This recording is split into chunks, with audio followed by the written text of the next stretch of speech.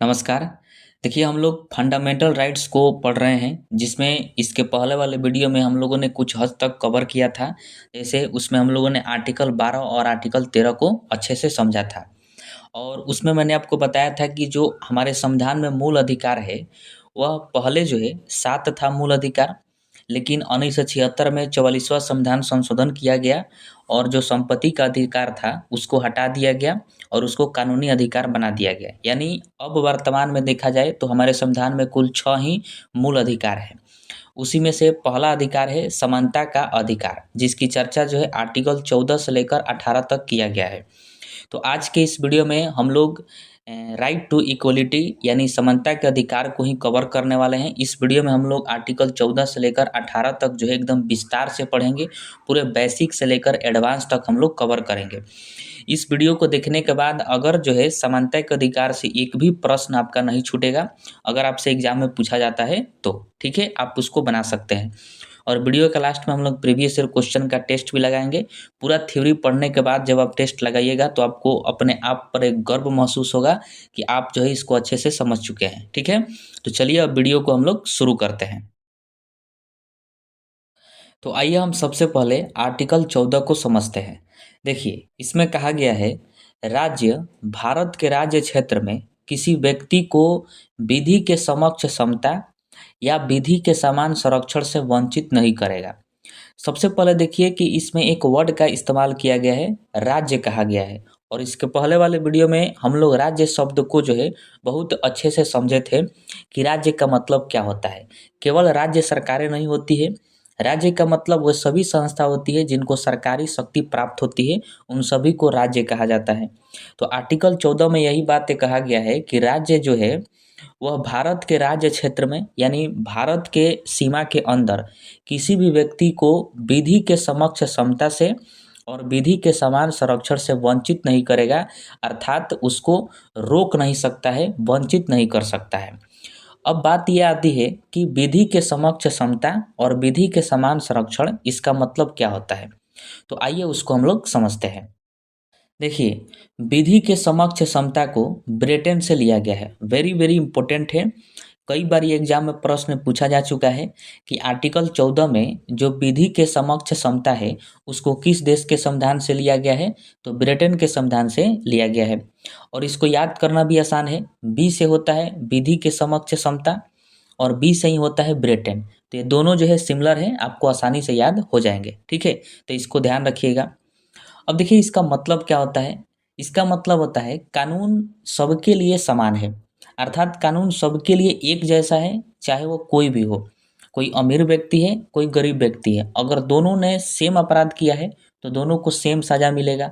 न्यायालय द्वारा दोनों को जो है सेम सज़ा दिया जाएगा, क्योंकि कानून जो है सबके लिए समान है, सबको एक समान नज़र से देखता है। ऐसा नहीं है कि वह अमीर व्यक्ति है तो उसको कम सज़ा दिया जाए, उसकी सज़ा को कम कर दिया जाए, और जो गरीब है उसकी सज़ा बढ़ा दिया जाए और उसको अधिक सज़ा दे दिया जाए क्योंकि वो गरीब है, कुछ बोलेगा नहीं।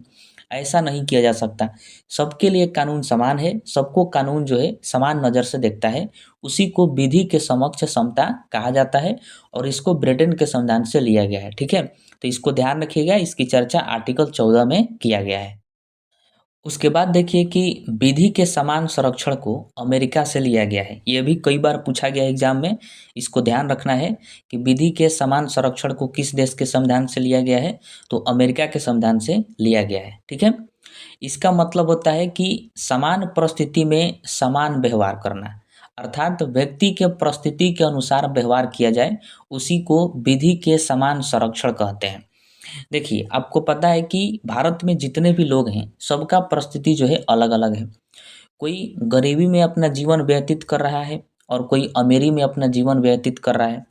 किसी को चढ़ने के लिए साइकिल तक नहीं है और कोई मर्सिडीज में घूम रहा है। यानी सबका परिस्थिति देखा जाए तो अलग अलग है, कोई भी एक जैसा नहीं है। तो यही हमारे संविधान में कहा गया कि जब सबका परिस्थिति अलग अलग है तो सबके साथ एक जैसा व्यवहार क्यों किया जाए, सबके साथ जो है अलग अलग व्यवहार किया जाए ताकि सभी लोग अपना जीवन अच्छे से व्यतीत कर सकें। यही कारण है कि जो टैक्स वसूला जाता है सरकार के द्वारा, वो सभी लोगों से टैक्स नहीं लिया जाता है। एक मिनिमम इनकम को फिक्स कर दिया जाता है कि इस इनकम से आप अधिक कमाइएगा तो आपको टैक्स देना पड़ेगा। अगर आप उससे कम कमा रहे हैं तो आप कोई भी टैक्स नहीं दीजिएगा। इसीलिए हर व्यक्ति से टैक्स नहीं लिया जाता। अब कोई व्यक्ति यहीं पर आकर कहे कि हर व्यक्ति से टैक्स क्यों नहीं लिया जा रहा है, सबसे टैक्स लीजिए, क्योंकि हमारे संविधान में कहा गया विधि के समक्ष समता, यानी सबके लिए कानून बराबर है, तो सबसे टैक्स लो। तो इसी में कह दिया गया है विधि के समान संरक्षण, कि परिस्थिति के अनुसार व्यवहार किया जाएगा, यानी किसका कैसा परिस्थिति है उस हिसाब से व्यवहार किया जाएगा। इसीलिए सबसे टैक्स नहीं लिया जाता है। जो टैक्स देने लायक होता है उसी से टैक्स लिया जाता है। ज़रा एक बार सोच कर देखिए कि अगर सभी व्यक्तियों से टैक्स लिया जाए तो एक व्यक्ति जो कि बहुत गरीब है, महीना का 10-15 हज़ार मुश्किल से कमा लेता है, और एक व्यक्ति है जो कि महीना का 50 लाख कमाता है, और सबसे टैक्स लिया जाए तो वो गरीब व्यक्ति भी जो 10-15 हज़ार कमा रहा है वो भी टैक्स देगा, तो फिर उसके पास खाने के लिए बचेगा क्या? वह जो है भूखे मर जाएगा, और अमीर को कोई फ़र्क ही नहीं पड़ेगा। इसीलिए कहा गया है कि सबका परिस्थिति जब अलग-अलग है, सबकी कमाई जब अलग-अलग है, तो टैक्स जो है परिस्थिति के अनुसार ही लिया जाएगा। एक मिनिमम इनकम फिक्स कर दिया जाता है कि इससे अधिक आप कमाइएगा तो आपसे टैक्स लेंगे, अन्यथा नहीं लेंगे। ये हो गया। दूसरा कि मान लीजिए कि एक अमीर व्यक्ति है और एक गरीब व्यक्ति है, और दोनों जो हैं कोई सेम अपराध करते हैं, नॉर्मल अपराध है। अगर न्यायालय द्वारा दोनों पर जुर्माना लगाया जाएगा, तो दोनों पर जो है अलग-अलग जुर्माना लगाया जाएगा। ऐसा क्यों करेगा? क्योंकि दोनों का परिस्थिति जो है अलग-अलग है। एक अमीर व्यक्ति है और एक गरीब व्यक्ति है। अगर गरीब पर ज़्यादा जुर्माना लगा दे न्यायालय, तो गरीब जो है कर्ज में डूब जाएगा। एक तो वो अपराध किया क्योंकि उसके पास पैसा नहीं था, और उस पर भी अगर अधिक जुर्माना उस पर लगा दें, तो वो और कर्ज में डूब जाएगा, और वो जो है भूखे मर जाएगा। तो फिर न्याय हुआ कहाँ? इसीलिए गरीब की परिस्थिति के अनुसार जो है न्यायालय देखेगा कि गरीब की परिस्थिति क्या है, उस हिसाब से उस पर जो है जुर्माना लगाया जाएगा। और अमीर पर जो है हुमचा के जुर्माना लगाया जाएगा, क्योंकि वो अधिक कमा रहा है, तो उस पर जुर्माना भी अधिक लगेगा, उसका परिस्थिति अलग है। अगर उस पर हम कम जुर्माना लगा देंगे, तो वह जो है फिर अपराध करेगा, क्योंकि वो सोचेगा कि जुर्माना तो बहुत कम देना है, इसीलिए वो बार-बार अपराध को दोहराएगा। इसीलिए उस पर अधिक जुर्माना लगाया जाएगा ताकि वो अपराध को जो है न करे, और गरीब की परिस्थिति अलग है, इस वजह से उस पर कम जुर्माना लगाया जाएगा ताकि वो अच्छे से अपना जीवन यापन कर सके। अगर दोबारा अगर अगर अपराध करता है तो फिर उस पर जो है विचार किया जाएगा और अधिक जुर्माना लगाया जा सकता है। लेकिन पहली बार में ये परिस्थिति पर ध्यान दिया जाता है कि परिस्थिति के अनुसार ही हो। हाँ, ये सब कब किया जाता है? जब कोई नॉर्मल अपराध किया है तब। जैसे कि बिजली चोरी कर लिया है, जैसे गाँव जवार में देखा जाता है कि लोग जो है बाईपास बिजली जो है जलाते हैं, बिजली चोरी करके जलाते हैं। तो उस पर जब बिजली विभाग की निगरानी टीम आती है, तो उन लोगों पर छापा मारती है, तो उस पर जो है जुर्माना लगा देती है। अब किसी-किसी पर 1 लाख, 1.5 लाख, 50,000 ऐसे करके जुर्माना लगता है। तो जो अमीर व्यक्ति होता है, अगर वो सही में पकड़ाया है बिजली चोरी करते वक़्त, तो आसानी से भर देता है 50,000, 60,000 जितना भी लगता है, क्योंकि वो अमीर है, उसके लिए वो कुछ भी नहीं है तो वो भर देगा आसानी से। लेकिन बेचारा जो गरीब होता है, और वो भी पैसा के चलते बिजली जो है चुरा कर जलाता है, और उस पर जो है लाख, 1.5 लाख का जब फाइन लगता है, तो वो भर नहीं पाता है। तो उसके लिए आपके डिस्ट्रिक्ट में जो है लोक अदालत लगता है, और लोक अदालत में वो व्यक्ति जाता है जहाँ पर जज जो है देखता है कि 2 साल हो गया इसके ऊपर फाइन लगा हुआ, जुर्माना लगा हुआ, लेकिन आज तक ये भरा नहीं। इसका मतलब है कि इसका कंडीशन जो है फाइनेंशियल कंडीशन ठीक नहीं है, इसका परिस्थिति ठीक नहीं है। तो वो क्या करता है कि उसके जुर्माना को और कम कर देता है, कि आप 50% कम कर देता है, या फिर जितना हो उतना कम कर देता है, ताकि वो व्यक्ति आसानी से भर दे। तो यहाँ पर वो क्यों कम कर दिया जुर्माना? क्योंकि देखा कि इसका परिस्थिति ही ठीक नहीं है, ये भर ही नहीं पा रहा है। इस वजह से हालाँकि पूरा कम नहीं करता है, ख़त्म नहीं करता है, क्योंकि वो बार-बार अपराध करने लगेगा अगर पूरा ख़त्म कर दिया जाए तो। इसीलिए उसके परसेंटेज को कम कर दिया जाता है कि आप 10%, 20% जो है आप भर सकते हैं, जाइए कोई बात नहीं है। तो ये सब जो है नॉर्मल अपराध है बिजली चोरी करना। लेकिन अगर कोई जघन्य अपराध किया है, तो फिर उसमें विधि के समान संरक्षण नहीं आएगा।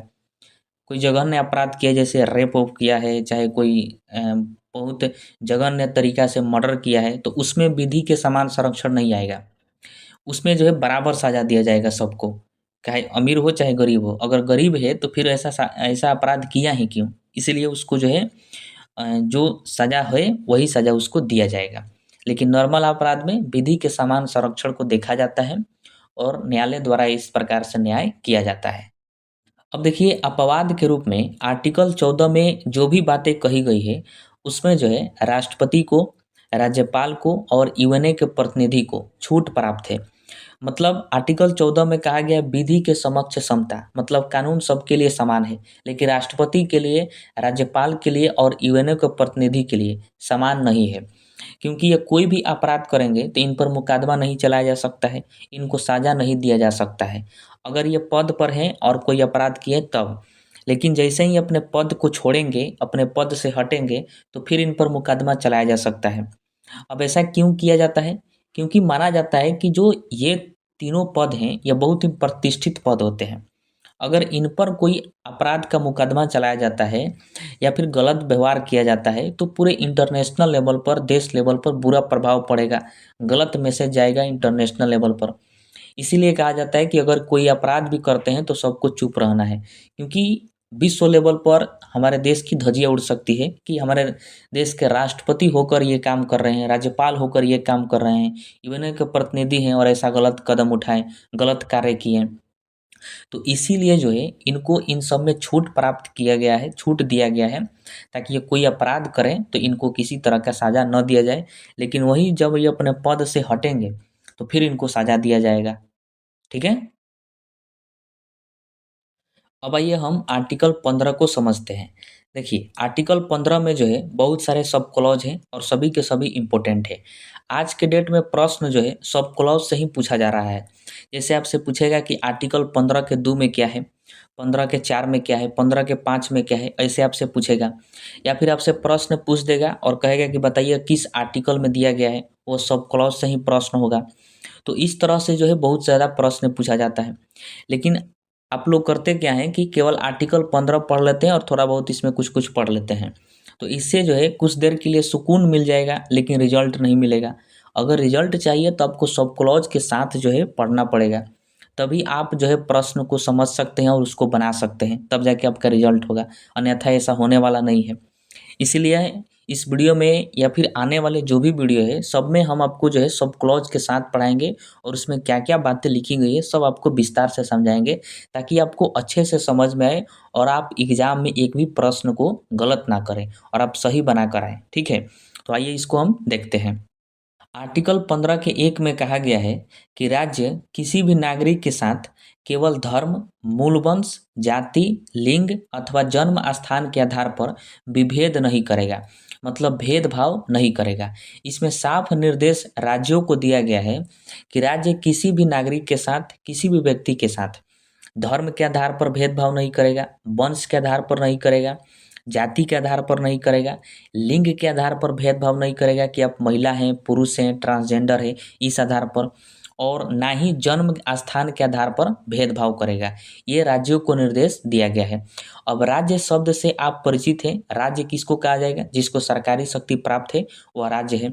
जैसे मान लीजिए कि रेलवे है, तो रेलवे जो है, रेलवे को सरकारी शक्ति प्राप्त है तो वह राज्य है, स्टेट के रूप में है वो। और मान लीजिए कल को वो एक वैकेंसी निकाले और कह दे कि केवल जो है इसमें हिंदू धर्म के ही लड़के इसमें अप्लाई कर सकते हैं, बाकी धर्म के लोग अप्लाई नहीं कर सकते हैं। तो बताइए यहाँ पर कि धर्म के अनुसार भेदभाव है कि नहीं है? बिल्कुल है। तो इसके लिए जो है न्यायालय जाया जा सकता है, सुप्रीम कोर्ट जाया जा सकता है कि हमारे मूल अधिकार का हनन हुआ है, तो डायरेक्टली सुप्रीम कोर्ट जा सकता है। या फिर मान लीजिए रेलवे कोई वैकेंसी निकाले या फिर बिजली विभाग कोई वैकेंसी निकाले और कह दे कि इसमें केवल इसी एक विशेष जाति के लोग ही इसमें आ सकते हैं, बाकी जाति के लोग नहीं आ सकते हैं। तो ये भी क्या है? मूल अधिकार का हनन है, डायरेक्टली आप सुप्रीम कोर्ट जा सकते हैं। या फिर लिंग के आधार पर कह दें कि केवल इसमें पुरुष ही अप्लाई कर सकते हैं, महिला अप्लाई नहीं कर सकती है, तो उसके लिए भी जो है न्यायालय जाया जा सकता है। जैसे यूपीएससी कह दे कि बिहार में जन्म लेने वाले व्यक्ति जो है यूपीएससी में फॉर्म अप्लाई नहीं कर सकते हैं, तो बताइए इसके लिए सुप्रीम कोर्ट जाएंगे कि नहीं जाएंगे? बिल्कुल जाएंगे, क्योंकि जन्म स्थान के आधार पर भेदभाव हुआ है, तो इसके लिए हम सुप्रीम कोर्ट जा सकते हैं। क्योंकि आर्टिकल 15 के 1 में साफ साफ कह दिया गया है कि इन 5 चीज़ों के आधार पर आप भेदभाव नहीं कर सकते हैं। धर्म के आधार पर, मूल वंश के आधार पर, जाति के आधार पर, लिंग के आधार पर और जन्म स्थान के आधार पर। बाकी किसी भी चीज़ में आप भेदभाव कर सकते हैं, ये राज्यों को निर्देश दिया गया है। इन 5 चीज़ों को छोड़ाकर बाकी आपको जिसमें भी भेदभाव करना है आप आसानी से कर सकते हैं। जैसे कि क्वालिफ़िकेशन में और सर्टिफ़िकेट में, इन सब में और भी बहुत सारी चीज़ें हैं जिसमें भेदभाव किया जाता है। जैसे यूपीएससी में फॉर्म भरने के लिए मिनिमम क्वालिफ़िकेशन क्या होना चाहिए? ग्रेजुएशन पास हो, या फिर किसी भी राज्य का पीसीएस लेवल का अगर एग्ज़ाम में बैठना है, तो आपका मिनिमम क्वालिफ़िकेशन सेट किया गया है कि आप ग्रेजुएशन पास होना चाहिए। अब मान लीजिए कोई 10वां क्लास का लड़का है और वह सुप्रीम कोर्ट चला जाए और कहे कि हमें यूपीएससी में फॉर्म भरने नहीं दिया जा रहा है, तो बताइए ये उचित है? नहीं उचित है, क्योंकि मिनिमम क्वालिफ़िकेशन उसका सेट किया गया है कि ग्रेजुएशन पास होना चाहिए, तभी आप उस पद के लिए एलिजिबल होंगे, वह फॉर्म भर सकते हैं। और कोई 10वां का लड़का है और कहे हमारे साथ भेदभाव हो रहा है, तो ऐसा हो सकता है, क्योंकि ये हमारा संविधान ही कहता है कि क्वालिफ़िकेशन के आधार पर भेदभाव करिए। इन 5 चीज़ों को छोड़ाकर बाकी आप किसी में भेदभाव कर सकते हैं। उसी प्रकार बहुत सारे राज्यों में दरोगा की वैकेंसी आती है, तो दरोगा में जो है हाइट बहुत मायने रखता है, उसके बाद चेस्ट मायने रखता है। अब कोई व्यक्ति है और 3 फुट का है और दरोगा का फॉर्म भर दिया और उसके बाद वो मेडिकल में जाके छँटा गया। अब वो सुप्रीम कोर्ट चला गया कि हम एग्ज़ाम पास किए थे और मेडिकल में हमको छाँट दिया गया है। तो फिर न्यायालय द्वारा जाँच किया जाएगा कि आखिर क्यों छाँटा गया है, तो फिर पता चलेगा कि दरोगा में जो मिनिमम हाइट सेट किया गया था कि इस कैटेगरी के लोग इतने हाइट के होने चाहिए और ये हाइट को जो है पूरा नहीं कर पा रहे हैं। इस वजह से इनको छाँटा गया है, क्योंकि इन 5 चीज़ों के आधार को छोड़ाकर बाकी किसी भी चीज़ में भेदभाव किया जा सकता है। जैसे क्वालिफ़िकेशन में हो गया, हाइट में हो गया, चेस्ट का हो गया और भी सर्टिफ़िकेट में हो गया। बहुत सारी चीज़ों में जो है भेदभाव राज्यों के द्वारा किया जाएगा, लेकिन इन 5 चीज़ों पर भेदभाव नहीं कर सकते हैं। ऐसा नहीं होगा कि किसी विशेष जाति के लोग को भर्ती हो, किसी विशेष धर्म के लोगों का भर्ती हो, बाकी धर्मों का ना हो। ऐसे भेदभाव नहीं कर सकते हैं। उसके बाद आर्टिकल 15 का 2 है। इसमें कहा गया है कि भारतीय राज्य क्षेत्र में किसी भी व्यक्ति को दुकान, होटलों, भोजनालयों मतलब रेस्टोरेंट, मनोरंजन स्थल पर प्रवेश से नहीं रोका जा सकता है। साथ ही राज्य के धन से बनाए गए सार्वजनिक स्थल, जैसे कि पार्क हो गया, तालाब, कुआँ, सड़क, झील, इस पर भी प्रवेश से नहीं रोका जा सकता है। मतलब ये सामान्य नागरिकों को, सामान्य व्यक्तियों को निर्देश दिया गया है आर्टिकल 15 के 2 के माध्यम से। कहा गया है कि कोई भी व्यक्ति, किसी भी व्यक्ति को दुकान में जाने से नहीं रोक सकता है, किसी भी आधार पर, होटल में जाने से नहीं रोक सकता है, उसको प्रवेश से नहीं रोक सकता है, रेस्टोरेंट में जाने से, मनोरंजन स्थल जैसे कि सिनेमा हॉल हो गया, कोई भी सर्कस हो गया, तो वहाँ पर जो है जाने से किसी भी व्यक्ति को कोई भी व्यक्ति नहीं रोक सकता है कि आप ये विशेष जाति का हैं तो आप नहीं आ सकते हैं, आप महिला हैं तो नहीं आ सकते हैं, पुरुष हैं तो नहीं आ सकते हैं, नहीं रोका जा सकता है। वही जो राज्य के धन से जो बनाया गया है सार्वजनिक स्थल, सरकारी धन से जो बना है, जैसे पार्क, उस पर भी आप किसी को आने से नहीं रोक सकते हैं कि आप विशेष धर्म के हैं, आप इस धर्म के हैं तो नहीं जाइएगा, ऐसे आप नहीं रोक सकते हैं। ये बात जो है आर्टिकल 15 के 2 में कहा गया है, ठीक है? वही आर्टिकल 15 के 3 में कहा गया है कि राज्य द्वारा बच्चों या महिलाओं के लिए विशेष व्यवस्था करना शामिल है। मतलब ये भी राज्य को निर्देश दिया गया है आर्टिकल 15 के 3 में कि राज्य जो है वो बच्चों के लिए और महिलाओं के लिए विशेष व्यवस्था करेगा। जैसे कि महिलाओं के लिए देखिए आरक्षण की व्यवस्था किया गया है। जैसे कोई भी वैकेंसी आती है तो उसमें महिलाओं के लिए सीट आरक्षित रहता है कि महिला जो है इतना इसमें अप्लाई कर सकती है, इतना महिलाओं के लिए सीट आरक्षित किया गया है। वही बच्चों को देखिएगा कि निःशुल्क शिक्षा की व्यवस्था है। 6 से 14 वर्ष के बच्चों को जो है निःशुल्क शिक्षा दिया जाता है सरकार के द्वारा। तो वो क्या है, विशेष व्यवस्था ही तो है। तो ये बात किसमें कहा गया, आर्टिकल 15 के 3 में कहा गया है कि राज्य अगर चाहे तो महिलाओं के लिए और बच्चों के लिए विशेष व्यवस्था कर सकती है। अब आइए हम आर्टिकल 15 के 4 को समझते हैं। देखिए, इसी में जो है आरक्षण की व्यवस्था की गई है। मतलब जो आरक्षण आप सुनते हैं, वह जो है आर्टिकल 15 के 4 में ही दिया गया है। इसमें कहा गया है कि राज्यों को सामाजिक और शैक्षणिक रूप से पिछड़े वर्ग जो हैं, वह हो गए, और एससी यानी अनुसूचित जाति और एसटी यानी अनुसूचित जनजाति के उत्थान के लिए विशेष प्रावधान करने का अधिकार है। मतलब आर्टिकल 15 के 4 में जितने भी स्टेट हैं, उन सभी को जो है एक अधिकार दिया गया है कि अगर आपको लगे कि जो पिछड़े वर्ग हैं और एससी एसटी के जो बच्चे हैं, अगर वह सामाजिक रूप से, शैक्षणिक रूप से अगर पीछे हैं, तो उनको समाज में आगे लाने के लिए, समाज में उनको विशेष दर्जा देने के लिए आप जो है आरक्षण का प्रावधान कर सकते हैं। ये आपको अधिकार दिया जाता है आर्टिकल 15 के 4 के माध्यम से। यानी विशेष रूप से देखा जाए तो इसी में जो है आरक्षण की व्यवस्था की गई है। इसी के तहत देखिएगा कि सरकारी नौकरी में जो है आरक्षण दिया जाता है। आरक्षण से तो आप भली-भाँति परिचित हैं कि जो जनरल कैटेगरी के बच्चे जो इतना नंबर लाते हैं, उनसे बहुत कम अगर एससी एसटी के बच्चे ला दिए या फिर जो पिछड़े वर्ग के लोग हैं वो ला दिए, तो उनका सिलेक्शन हो जाता है। ऐसा क्यों किया जाता है? ताकि वो समाज में बहुत पीछे हैं, उनको समाज के बराबर में लाने के लिए, क्योंकि भारत में जो भी लोग हैं सबको अधिकार है समाज में आगे बढ़ने का, समाज के बराबर आने का, अच्छे से रहने का और शिक्षा प्राप्त करने का सबको अधिकार है। इसी वजह से वो बहुत पीछे हैं, तो उनको आगे लाने के लिए, सबके बराबर लाने के लिए जो है आरक्षण की व्यवस्था किया जाता है। और ये जो है सभी राज्यों को यह अधिकार दिया गया आर्टिकल 15 के 4 के माध्यम से कि आपको यह अधिकार प्राप्त है कि जो भी आपको लगे कि जो कोई वर्ग है जो कि पिछड़ा हुआ है, चाहे एससी एसटी हैं, सामाजिक रूप से पीछे हैं, शैक्षणिक रूप से पीछे हैं, तो आप उनको आगे लाने के लिए, आपको लगे कि ये काम हम कर सकते हैं, तो ये सब जो है आगे आ सकते हैं, समाज में इनको बराबर का हकदार मिल सकता है, तो आप जो है उनको आरक्षण दे सकते हैं। इसी के तहत सरकारी नौकरी में क्या दिया जाता है? आरक्षण दिया जाता है। ठीक है।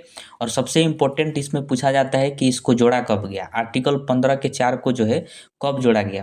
तो ध्यान रखिएगा, जो पहला संविधान संशोधन हुआ था 1951 में, उसी में आर्टिकल 15 के 4 को जोड़ा गया, यानी आरक्षण शब्द को इसमें जोड़ा गया। ठीक है। उसके बाद है आर्टिकल 15 का 5। देखिए, इसमें जो है राज्यों को सामाजिक और शैक्षणिक रूप से पिछड़े वर्ग और एससी एसटी के लिए शैक्षणिक संस्थानों में प्रवेश में आरक्षण की व्यवस्था है। अब देखिए, इसमें शैक्षणिक संस्थान का मतलब क्या होता है? जहाँ पर शिक्षा दी जाती है उसको शैक्षणिक संस्थान बोलते हैं। उसमें जो है प्रवेश पर आरक्षण देने का प्रावधान किया गया है आर्टिकल 15 के 5 में। मतलब जैसे कि विश्वविद्यालय हो गया, कॉलेज हो गया, स्कूल हो गया, उसमें जो है एससी एसटी और जो पिछड़े वर्ग के लोग हैं उनके लिए सीट आरक्षित कर दिया जाता है। जैसे मान लीजिए किसी विश्वविद्यालय में या फिर कहीं पर भी जहाँ पर एडमिशन हो रहा है, प्रवेश हो रहा है, तो वहाँ पर मान लीजिए 500 सीट खाली है, तो उसमें से जो है लगभग 100 सीट जो है आरक्षित कर दिया जाता है कि इन 100 सीट पर एससी एसटी के बच्चे आएंगे, जो पिछड़े वर्ग के हैं वो उनके बच्चे आएंगे इन 100 सीट पर। बाकी के जो 400 सीट है वह अन्य वर्ग के लोगों को जो है रखा जाता है। यानी उनके लिए सीट आरक्षित कर दिया जाता है कि इन्हीं बच्चों को इसमें प्रवेश दिया जाएगा इन 100 सीटों पर। यही बात जो है आर्टिकल 15 के 5 में कहा गया है कि अगर राज्यों को लगे कि जो सामाजिक रूप से, शैक्षणिक रूप से पिछड़े वर्ग के लोग हैं या फिर एससी एसटी के हैं, तो उनके लिए शैक्षणिक संस्थानों में प्रवेश में आरक्षण देना है। मतलब उनके लिए सीट जो है आरक्षित कर देना है ताकि उनके बच्चे को भी जगह मिल सके इसमें, ताकि वो क्योंकि वो समाज में भी बहुत पीछे हैं, तो उनको जब तक इनमें जो है एडमिशन में छूट नहीं मिलेगा, एडमिशन में आरक्षण नहीं मिलेगा, तब तक इनमें उनका इसमें एडमिशन नहीं हो पाएगा और जो है वो समाज में बराबर में नहीं आ पाएंगे। इस वजह से उनके प्रवेश में जो है आरक्षण की व्यवस्था किया जाता है। यही बात आर्टिकल 15 के 5 में कहा गया है और ये आपको जो है देखने को मिलता है, सुनने को भी मिल जाता है ये। ठीक है। अब देखिए, आर्टिकल 15 के 5 को कब जोड़ा गया था? तो 93वां संविधान संशोधन जो हुआ था 2005 में, उसमें जोड़ा गया था। तो यह भी इम्पोर्टेंट है, ध्यान रखना है, पूछा जाता है कि आर्टिकल 15 के 5 को कब जोड़ा गया था? तो 93वां संविधान संशोधन 2005 में। उसके बाद है आर्टिकल 15 का 6। देखिए, इसमें जो है ईडब्ल्यूएस को आरक्षण देने का बात कहा गया है। अब देखिए, ईडब्ल्यूएस क्या होता है? तो जो जनरल कैटेगरी होता है, तो जनरल कैटेगरी के माना जाता है कि ये बहुत धनी-मनी लोग होते हैं। ये समाज में जो है बहुत आगे होते हैं, जो जनरल कैटेगरी के होते हैं, ऐसा माना जाता है। लेकिन इनमें भी कुछ ऐसे लोग होते हैं जो कि इकोनॉमिकल बहुत पीछे होते हैं, यानी आर्थिक रूप से बहुत पीछे होते हैं, पैसों के मामले में बहुत पीछे होते हैं। हालाँकि वो आते हैं जनरल कैटेगरी में, लेकिन उनके पास उतना पैसा नहीं रहता है, तो उनको जो है ईडब्ल्यूएस के कैटेगरी में डाल दिया जाता है कि ये जनरल कैटेगरी में आते हुए भी पैसे से कमज़ोर हैं, आर्थिक रूप से बहुत कमज़ोर हैं, तो उन्हीं को ईडब्ल्यूएस कहा जाता है। तो उसी ईडब्ल्यूएस को आर्टिकल 15 के 6 में आरक्षण देने की बात कही गई है, क्योंकि यह इकोनॉमिकल बहुत पीछे हैं, आर्थिक रूप से बहुत पीछे हैं, तो इनको समाज में आगे लाना पड़ेगा। तो आगे लाने के लिए आरक्षण दिया जाएगा। तो वही बात आर्टिकल 15 के 6 में कहा गया है और राज्यों को यह अधिकार दिया गया है कि राज्य अगर चाहे तो जो आर्थिक रूप से कमज़ोर वर्ग हैं यानी ईडब्ल्यूएस हैं, तो उनको सरकारी नौकरी में, शैक्षणिक संस्थान में आप जो है आरक्षण दे सकते हैं, ताकि उनको भी समाज में बराबरी का हक मिल जाए। ठीक है, तो इसको ध्यान रखिएगा। और आर्टिकल 15 के 6 को जोड़ा कब गया था? तो 103वां संविधान संशोधन जो 2019 में हुआ था, उसी में जोड़ा गया था, यानी उसी वक्त जो है ईडब्ल्यूएस आया था।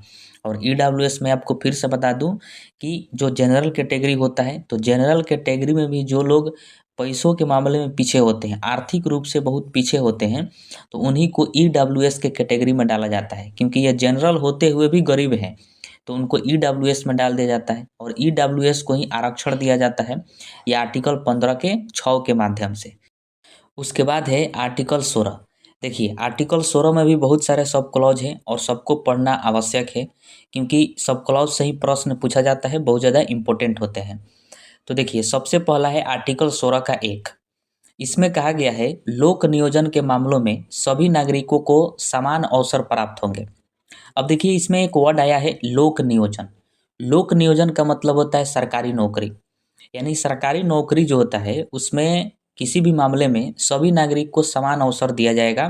यही बात आर्टिकल 16 के 1 में कहा गया है।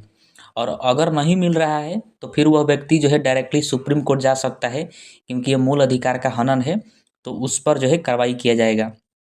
जैसे मान लीजिए कि जैसे प्रमोशन होता है, तो प्रमोशन जो है अच्छे प्रदर्शन के आधार पर होता है। कोई किसी भी पद पर अगर कोई व्यक्ति है और वह अपना प्रदर्शन अच्छा है, उसका बहुत अच्छा कार्य कर रहा है, तो उसका प्रमोशन जो है निश्चित हो जाता है, प्रमोशन किया जाता है। अगर मान लीजिए कोई व्यक्ति अच्छा कार्य भी किया और 7-8 बरस जो है लगभग हो भी गया है उसको पद पर रहते हुए और बहुत बेहतरीन कार्य कर रहा है, लेकिन फिर भी उसका प्रमोशन जो है नहीं हो रहा है, प्रमोशन उसका रोक दिया गया है किसी मतलब किसी भी तरह से, और कहा जा रहा है कि आप इस धर्म के हैं इसलिए आपका प्रमोशन नहीं होगा, या फिर इस जाति के हैं तो प्रमोशन नहीं होगा, या फिर आप महिला हैं चाहे पुरुष हैं, मतलब लिंग के आधार पर भेदभाव किया जा रहा है और प्रमोशन रोक दिया गया है, तो व्यक्ति जो है डायरेक्टली सुप्रीम कोर्ट जाएगा, क्योंकि आर्टिकल 16 के 1 का उल्लंघन किया गया है, क्योंकि सबको जो है समान, सभी नागरिकों को समान अवसर प्राप्त हैं, तो वह जा सकता है अगर प्रमोशन रुक गया है तो। उसी प्रकार जैसे आपको पता है कि 60 वर्ष पर किसी भी पद पर जो है रिटायरमेंट हो जाता है, तो कुछ पदों में रिटायरमेंट होने पर पेंशन दिया जाता है, यानी पैसा दिया जाता है। और किसी व्यक्ति को जो है रिटायर होने के बाद भी पेंशन नहीं मिल रहा है और कहा जा रहा है कि आप पुरुष हैं इसलिए नहीं मिलेगा, या फिर आप इस धर्म के हैं तो आपको नहीं दिया जाएगा, मतलब किसी भी कारण से उसका पेंशन रोक दिया गया है, तो वह जो है रिटायर होने के बाद वो पेंशन का हकदार है और उसको मिल नहीं रहा है, तो डायरेक्टली सुप्रीम कोर्ट जाएगा और जाके वहाँ पर कहेगा, तो फिर जो है कार्रवाई किया जाएगा कि आखिर इसको क्यों नहीं दिया जा रहा है। यही बात जो है आर्टिकल 16 का 1 में कहा गया है। इसका मीनिंग जो है यही होता है कि लोक नियोजन के मामलों में सभी नागरिकों को समान अवसर प्राप्त होंगे, मतलब सबको समान नज़र से देखना है, किसी के साथ भी किसी भी आधार पर भेदभाव नहीं किया जाएगा। जो उस फील्ड में उचित है, किसी भी फील्ड में हो, उसमें जो है सभी नागरिकों को समान अवसर दिया जाएगा। उसके बाद है आर्टिकल 16 का 2।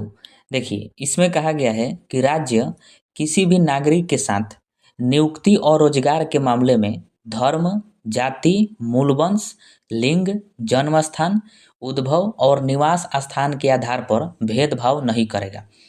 मतलब इसमें जो है राज्यों को, यानी जितने भी स्टेट हैं, उन सबको साफ साफ निर्देश दिया गया है कि वह जो है किसी भी नागरिक के साथ नियुक्ति करते वक्त, यानी भर्ती करते वक्त, किसी भी पद पर भर्ती करते वक्त और रोजगार देते वक्त, इन दोनों मामलों में वह जो है धर्म के आधार पर भेदभाव नहीं कर सकता है, जाति के आधार पर भेदभाव नहीं कर सकता है, वंश के आधार पर नहीं करेगा, लिंग के आधार पर नहीं करेगा, महिला पुरुष, और जन्म स्थान के आधार पर नहीं करेगा, और ना ही उद्भव और निवास स्थान के आधार पर भेदभाव करेगा। मतलब इन 7 चीज़ों पर, 7 आधारों पर जो है राज्य किसी भी नागरिक के साथ भेदभाव नहीं कर सकता है। जैसे मान लीजिए कि किसी राज्य में किसी चीज़ के लिए वैकेंसी आया और उस वैकेंसी में मान लीजिए कोई दूसरे राज्य का लड़का है और वह जो है अप्लाई किया, तो उसको आप ये नहीं कह सकते हैं कि आपका जो है निवास स्थान अलग है, तो आप जो है यहाँ पर अप्लाई नहीं करिएगा, आप यहाँ पर नौकरी नहीं करिएगा। या फिर किसी चीज़ में मान लीजिए वैकेंसी आया और उसमें आप लिंग के आधार पर भेदभाव कोई स्टेट आपसे नहीं कर सकता है कि आप महिला हैं तो नहीं भरिएगा, पुरुष हैं तो नहीं भरिएगा। जन्म स्थान के आधार पर भी भेदभाव नहीं किया जा सकता है। यही बात जो है आर्टिकल 16 के 2 में कहा गया है। इसी से सिमिलर जो है इसके पहले हम लोग एक और आर्टिकल पढ़े थे, आर्टिकल 15 का 1। आर्टिकल 15 के 1 में जो है उसमें 5 आधार बताए गए थे कि 5 आधार पर राज्य जो है किसी के साथ भेदभाव नहीं करेगा। उसमें था धर्म, जाति, मूलवंश, लिंग और जन्म स्थान, ये 5 आधार थे। लेकिन आर्टिकल 16 के 2 में जो है 7 आधार दिया गया है। उद्भव और निवास स्थान ये 2 जो है एक्स्ट्रा इसमें जोड़ा गया है। तो अगर मान लीजिए आपसे पूछा जाए और उसमें देखिएगा कि कितना आधार है, अगर 7 आधार है यानी धर्म, जाति, मूलवंश, लिंग, जन्म स्थान, उद्भव और निवास स्थान, ये 7 आधार हैं, तो आपको आर्टिकल 16 का 2 टिक मारना है, यानी 2 जो है आर्टिकल 16 का 2 सही होगा। अगर उसमें 5 ही आधार हैं तो फिर जाके जो है आर्टिकल 15 का 1 जो है वो राइट आंसर होगा, क्योंकि आर्टिकल 15 के 1 में कहा गया है कि आप 5 आधार पर राज्य जो है भेदभाव आपसे नहीं कर सकता है। और आर्टिकल 16 के 2 में कहा गया है कि राज्य, कोई भी राज्य हो, कोई भी स्टेट हो, वह आपसे 7 आधार पर भेदभाव नहीं कर सकता है नियुक्ति में, यानी भर्ती करते वक्त और रोजगार देते वक्त। कौन कौन सा आधार है? तो धर्म है, जाति है, मूलवंश, लिंग, जन्म स्थान और उद्भव और निवास स्थान, मतलब इसमें 2 जो है 2 आधार एक्स्ट्रा जोड़ा गया है। तो इन 7 आधारों पर जो है किसी से भी, कोई भी राज्य, कोई भी स्टेट किसी भी नागरिक से भेदभाव नहीं कर सकता है कि आप इस जाति के हैं या फिर आप इस वंश के हैं तो आपको नौकरी नहीं मिलेगा, आपकी भर्ती नहीं होगी, आपको रोजगार नहीं दिया जाएगा। आपका निवास स्थान दूसरे राज्य में है या फिर दूसरे जगह है तो आपको जो है नौकरी नहीं दिया जाएगा, रोजगार नहीं दिया जाएगा। ऐसा कोई भी स्टेट आपसे भेदभाव नहीं कर सकता है। यही बात आर्टिकल 16 के 2 में कहा गया है। ठीक है। उसके बाद है आर्टिकल 16 का 3।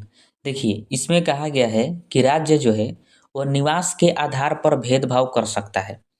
अब देखिए निवास का मतलब क्या होता है कि आप जो है किसी न किसी राज्य में निवास करते हैं, आपका किसी न किसी राज्य में घर द्वार होगा, वही आपका जो है निवास स्थान है।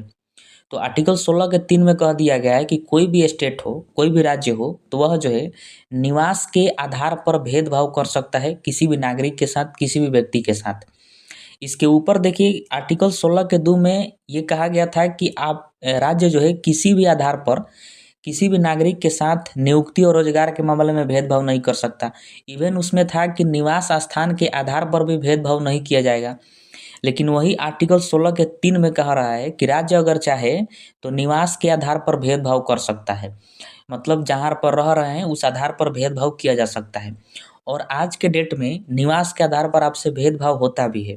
जैसे मान लीजिए कि आप किसी न किसी राज्य के निवासी होंगे, तो आप जिस राज्य के निवासी हैं उस राज्य को छोड़कर किसी दूसरे राज्य में अगर कोई वैकेंसी आया है और जब आप उसमें फॉर्म अप्लाई करते हैं तो आपको जनरल कैटेगरी में डाल दिया जाता है, यानी सामान्य वर्ग में भेज दिया जाता है। अगर आप अपने राज्य में ओबीसी की कैटेगरी में आते हैं या फिर एससी एसटी की कैटेगरी में आते हैं, उससे कोई फर्क नहीं है। अगर आप दूसरे राज्य में किसी फॉर्म को अप्लाई करिएगा, भरिएगा, तो आपको जनरल कैटेगरी में यानी सामान्य वर्ग में डाल दिया जाता है। जैसे मान लीजिए कि बिहार का कोई लड़का है और वो बिहार में ओबीसी की कैटेगरी में आता है, ओबीसी वर्ग में आता है बिहार में, और बिहार का ही वो निवासी है, और उत्तर प्रदेश में दरोगा का वैकेंसी आया और जब वो फॉर्म अप्लाई करेगा उत्तर प्रदेश में दरोगा का, तो उसको उत्तर प्रदेश में जनरल कैटेगरी में डाल दिया जाएगा, यानी सामान्य वर्ग में डाल दिया जाएगा। भले वो बिहार में ओबीसी में आता है लेकिन उसको कांड जनरल कैटेगरी में डाल देंगे। क्यों? क्योंकि यहाँ पर निवास के आधार पर जो है भेदभाव किया गया, क्योंकि उत्तर प्रदेश का कहना है कि आप जो है बिहार के हैं, आप हमारे राज्य के नहीं हैं, तो हम आपसे निवास के आधार पर भेदभाव कर सकते हैं। यह आर्टिकल 16 का 3 हमें अधिकार देता है।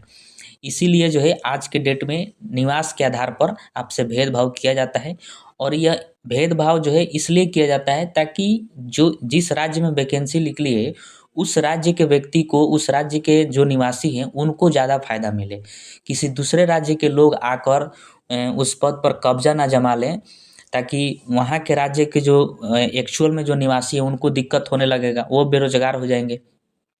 इसलिए उस बेरोजगारी को ख़त्म करने के लिए ऐसा किया जाता है कि जनरल कैटेगरी में डाल दिया जाता है। बाकी आप लोग आरक्षण के बारे में आगे हम लोग समझेंगे। तो इस तरह का होता है। अब देखिए कुछ ऐसे राज्य हैं जो कि परमानेंटली बैन कर दिए हैं, मतलब रोक दिए हैं कि आप दूसरे राज्य का व्यक्ति हमारे राज्य में किसी भी फॉर्म को अप्लाई नहीं कर सकता है।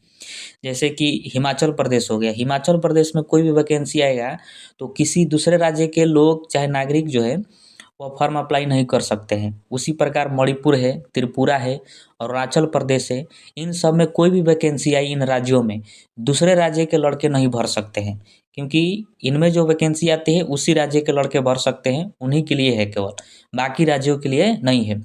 बाकी राज्यों में जो है ऐसा छूट है कि आप किसी भी राज्य के हैं तो उन राज्यों में फॉर्म अप्लाई कर सकते हैं। तो ये आपको ध्यान रखना होगा, एग्जाम में आपसे पूछा जा सकता है कि किसमें जो है आप फॉर्म अप्लाई नहीं कर सकते हैं, यानी दूसरे राज्य के लड़के अप्लाई नहीं कर सकते हैं। तो वह राज्य कौन कौन सा है? हिमाचल प्रदेश है, मणिपुर है, त्रिपुरा है, अरुणाचल प्रदेश है। यानी स्टेट चाहे तो आपसे निवास के आधार पर भेदभाव कर सकता है, यह अधिकार आर्टिकल 16 के 3 में दिया गया है। उसके बाद है आर्टिकल 16 का 4। देखिए इसमें कहा गया है कि राज्य जो है एससी एसटी और ओबीसी के लिए आरक्षण का प्रावधान कर सकता है। मतलब राज्य अगर चाहे कोई भी स्टेट हो तो वह एससी एसटी और जो ओबीसी हैं, मतलब जो पिछड़े वर्ग हैं, उनके लिए आरक्षण की व्यवस्था कर सकता है। यह अधिकार दिया गया आर्टिकल 16 के 4 में। और इसी के तहत देश में जो है केंद्र सरकार द्वारा सभी कास्टों को आरक्षण दिया गया है। जैसे कि ओबीसी जो हो गए उनको 27% आरक्षण मिला हुआ है केंद्र सरकार के द्वारा, और जो एससी हो गए यानी शेड्यूल कास्ट उनको 15% आरक्षण है, और जो एसटी हैं यानी शेड्यूल ट्राइब्स उनको 7.5% आरक्षण है, और जो ईडब्ल्यूएस हैं उनको 10% आरक्षण दिया गया है। और सब तो आप जानते हैं, और ईडब्ल्यूएस को सभी लोग जो है नहीं जानते हैं। तो इसके पहले भी हम बता चुके हैं कि ईडब्ल्यूएस जो है ये जनरल कैटेगरी में ही आते हैं। सामान्य वर्ग जो होता है, ऐसा माना जाता है कि सामान्य वर्ग के लोग आर्थिक रूप से और सामाजिक रूप से बहुत आगे होते हैं, इसलिए उनको आरक्षण नहीं दिया जाता है। लेकिन उन वर्ग में भी यानी सामान्य वर्ग में भी कुछ ऐसे लोग होते हैं जो आर्थिक रूप से और सामाजिक रूप से बहुत पीछे हैं, यानी उनकी सालाना एनुअल इनकम जो है 8 लाख से कम है, तो उनको ईडब्ल्यूएस के कैटेगरी में रखा जाता है, और उन्हीं को जो है केंद्र सरकार द्वारा 10% आरक्षण दिया जाता है। ठीक है, तो इस प्रकार देखा जाए तो केंद्र सरकार द्वारा जो जितना आरक्षण मिला है उन सबको जोड़ा जाता है तो लगभग 59.5% आता है, यानी लगभग 59.5% जो है आरक्षण का प्रावधान किया गया है केंद्र सरकार के द्वारा। टोटल देश में ये आरक्षण है, और इम्पोर्टेंट है, आपको ध्यान रखना है, पूछा जाएगा आपसे कि देश में टोटल आरक्षण कितना मिला है, तो 59.5%। ठीक है, अब देखिए जैसे ओबीसी को 27% आरक्षण है, एससी को 15%, ईडब्ल्यूएस को 10% और एसटी को 7.5%।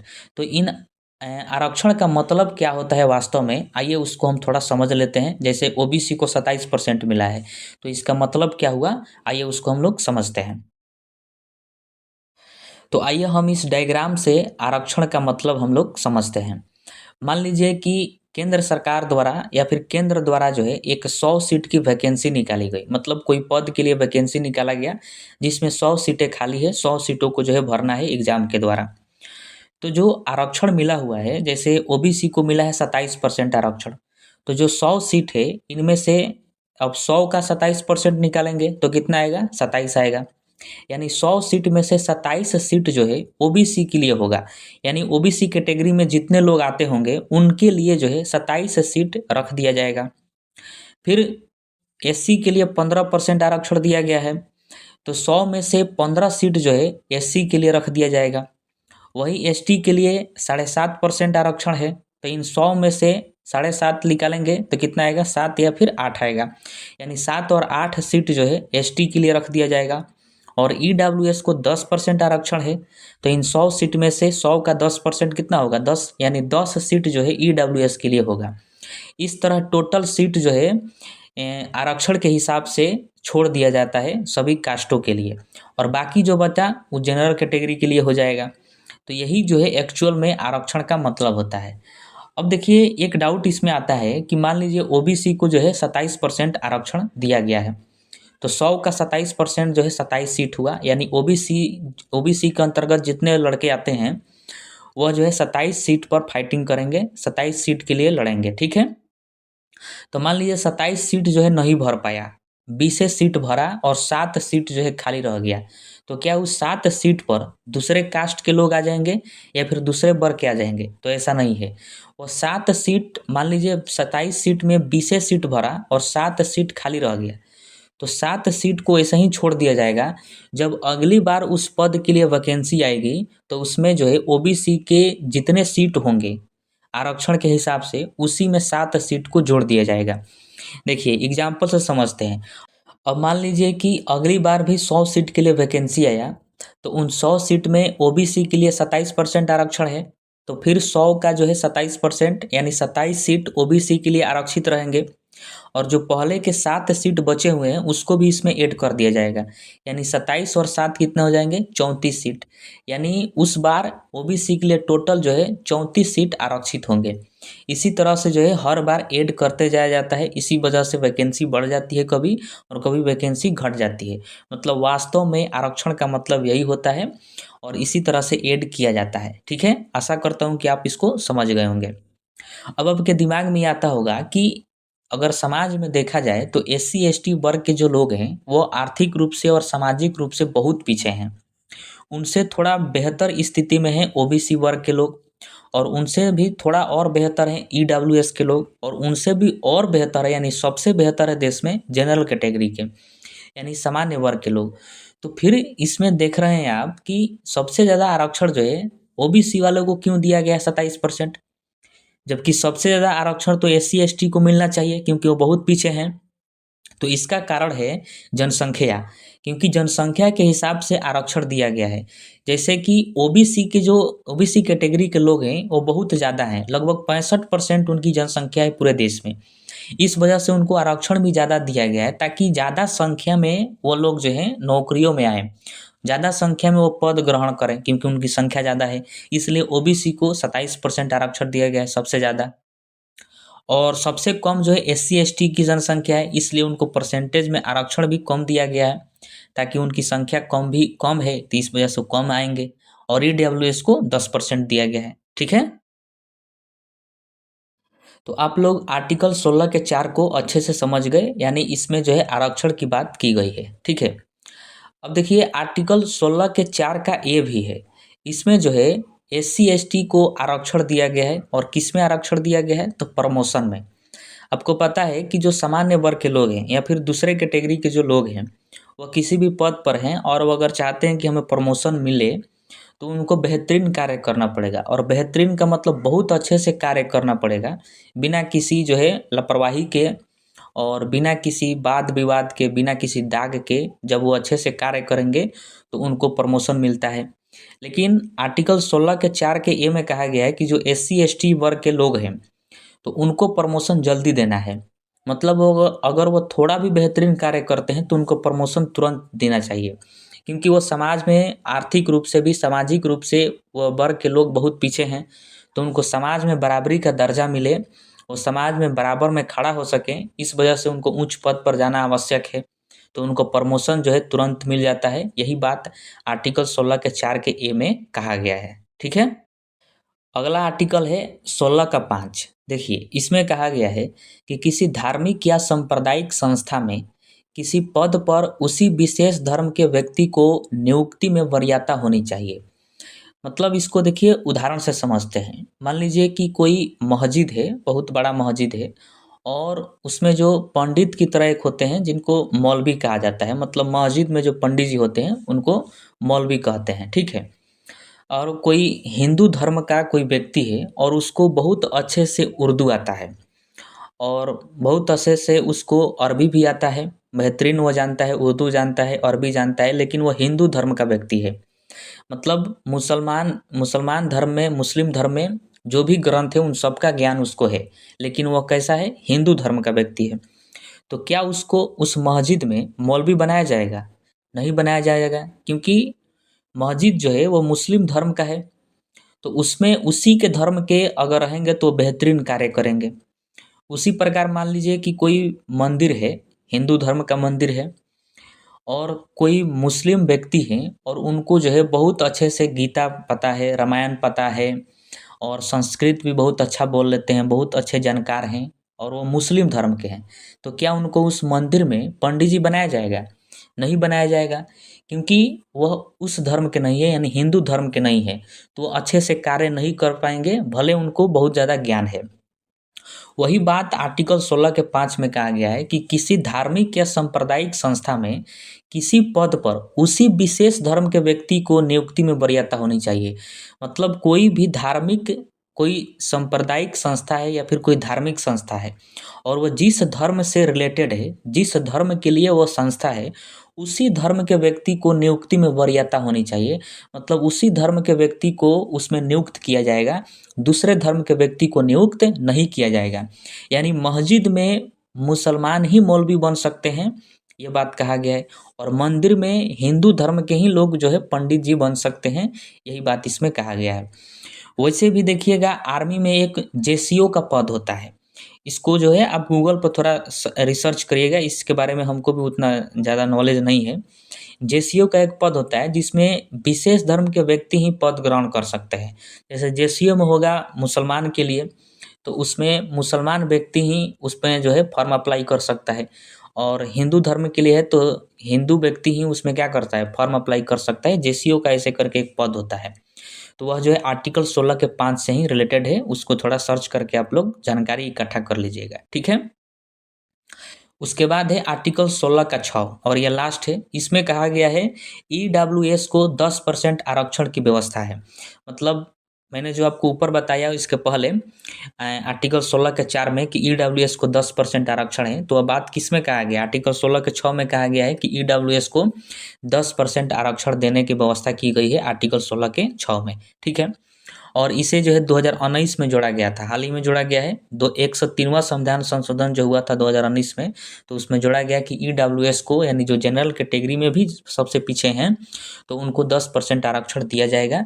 ये 103वां संविधान संशोधन में 103वां संविधान संशोधन द्वारा आर्टिकल 16 के 6 को जोड़ा गया, ठीक है। तो इसको ध्यान रखिएगा। अब आइए हम लोग देखते हैं आर्टिकल 17 को। देखिए, इसमें कहा गया है अस्पृश्यता का अंत, यानी अनटचेबिलिटी का अंत किया गया है। अनटचेबिलिटी का मतलब होता है छुआछूत, यानी छुआछूत का अंत किया गया है। आप जो है किसी के साथ छुआछूत नहीं कर सकते हैं, मतलब घृणा नहीं कर सकते हैं। छुआछूत वाला जो होता है ना, जैसे कि कोई छोटे कास्ट के लोग हैं या फिर जो सामाजिक रूप से, आर्थिक रूप से जैसे पिछड़े हुए हैं, उनके साथ आप छुआछूत का भाव रखते हैं। उनके जैसे शरीर में अगर टच हो गया तो विभिन्न तरह के आप गालियाँ दे दिए या फिर अशब्द बोल दिए, इस तरह के बात जो है आप जो है नहीं कर सकते हैं। ये कानूनन अपराध है, उसी को अस्पृश्यता कहा जाता है। और आर्टिकल 17 में कहा गया है कि अस्पृश्यता का अंत, मतलब वो आप नहीं कर सकते, उसका अंत किया गया है। अब देखिए, हमारे संविधान में अस्पृश्यता का परिभाषा क्या होगा, ये इसमें नहीं बताया गया है कि वास्तव में इसका मीनिंग क्या होगा, इसका मतलब क्या है, ये कैसे कार्य करता है, ये सब जो है नहीं बताया गया है। केवल जो है अस्पृश्यता का अंत कह दिया गया है, बस इतना ही है, परिभाषा इसका नहीं दिया गया है। तो इतना आपको ध्यान रखना है कि आर्टिकल 17 में अस्पृश्यता का अंत किया गया है। उसके बाद है आर्टिकल 18, इसमें जो है उपाधियों का अंत किया गया है। अब उपाधि का मतलब जो है, बहुत पहले पहले के ज़माने में उपाधि हुआ करते थे, जैसे बाबू साहेब ये उपाधि है। छोटे सरकार या फिर सरकार, जैसे ठाकुर साहब हो गया, राय साहब, राय बहादुर, महाराजा, इन सब का जो है अंत कर दिया गया है। वही बात आर्टिकल 18 में कहा गया है, उपाधियों का अंत। जैसे फिल्मों में बहुत ज़्यादा ये सब यूज होता है, जैसे ठाकुर साहब, या फिर कोई राजा है या फिर कोई मालिक है गांव का, पंचायत का, और उसका बेटा अगर होता है तो उसके बेटा को कहा जाता है छोटे सरकार। तो इस तरह की उपाधि को जो है अंत कर दिया गया है। इस तरह की उपाधि आप धारण नहीं कर सकते, भले आपको कोई कह दे वो बात अलग है। बोलचाल की भाषा में अगर आपको कोई कह देता है कि आप सरकार हैं, छोटे सरकार हैं, ठाकुर साहब हैं, बाबू साहब हैं, तो वह चलेगा। लेकिन आप जो है अपने नाम के आगे या पीछे नहीं जोड़ सकते हैं, डॉक्यूमेंट्स में भी आप ऐसे नहीं रख सकते हैं। उसी का जो है अंत किया गया है। अब इसको अंत क्यों किया गया है? क्योंकि यह जो है वंशानुगत होते हैं, मतलब एक व्यक्ति जैसे मेरे को मिल गया, मान लीजिए मेरे को मिल गया ठाकुर साहब, तो मेरा जब लड़का होगा तो उसको भी ठाकुर साहब कहेंगे या फिर छोटे ठाकुर साहब लोग कहने लगेंगे। तो इसी को उपाधि को जो है अंत कर दिया गया है।